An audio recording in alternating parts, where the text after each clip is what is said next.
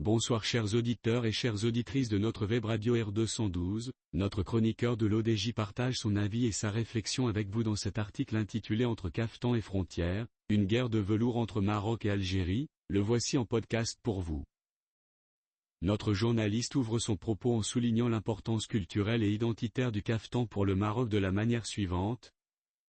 Le Maroc se mobilise activement pour préserver et promouvoir le cafetan, un vêtement traditionnel chargé d'histoire et de symboles, exprimant à la fois l'élégance et l'identité nationale.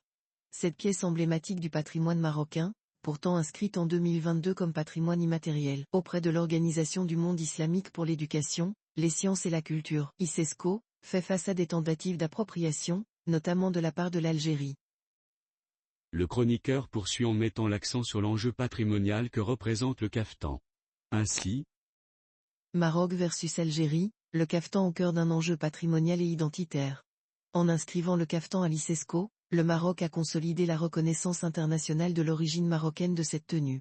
Ironiquement, l'Algérie, en tant que membre de cette organisation, a indirectement validé la marocanité du cafetan.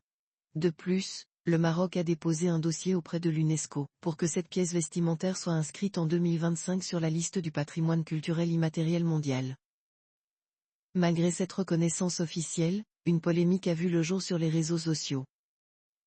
Le chroniqueur continue en abordant la polémique qui a éclaté sur les réseaux sociaux, en disant « Certains internautes algériens affirment que le cafetan et la djellaba sont d'origine algérienne, ce qui a provoqué une guerre d'attribution culturelle. Toutefois, Walid Kebir, un journaliste algérien, a tenté de clarifier la situation dans une vidéo publiée sur YouTube. Il y explique que le cafetan et la djellaba, aujourd'hui populaires dans certaines régions de l'ouest de l'Algérie, sont des influences marocaines introduites après l'ouverture des frontières entre les deux pays en 1988.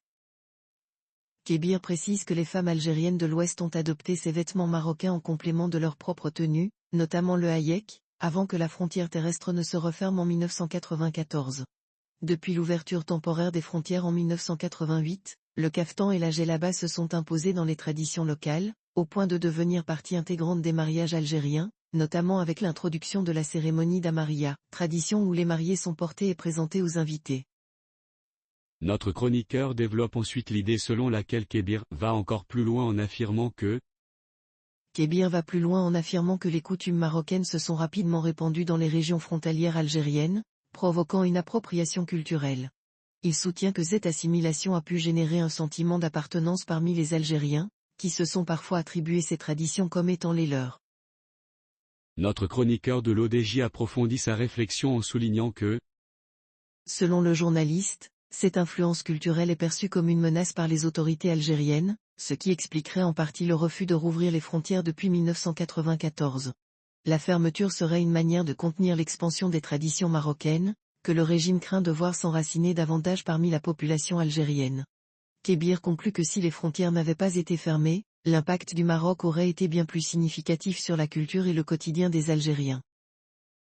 Le chroniqueur termine son propos en affirmant que l'appropriation culturelle du cafetan transcende le simple cadre vestimentaire en ces termes. L'appropriation culturelle du cafetan met en lumière des enjeux géopolitiques dépassant le cadre vestimentaire. La revendication d'un patrimoine symbolique comme le cafetan illustre la complexité des relations maroco-algériennes. Alors que le Maroc s'efforce de valoriser son identité à l'échelle internationale, les tensions régionales reflètent une lutte d'influence culturelle que les frontières fermées ne semblent pas prêtes à apaiser. Chers auditeurs de la web radio R212, merci d'avoir été à l'écoute de ce podcast et de partager avec nous ce moment d'échange et de découverte. Votre présence et votre fidélité sont notre plus belle récompense. On se dit à très bientôt, si vous le voulez bien. Avec toute notre gratitude, l'équipe de R212.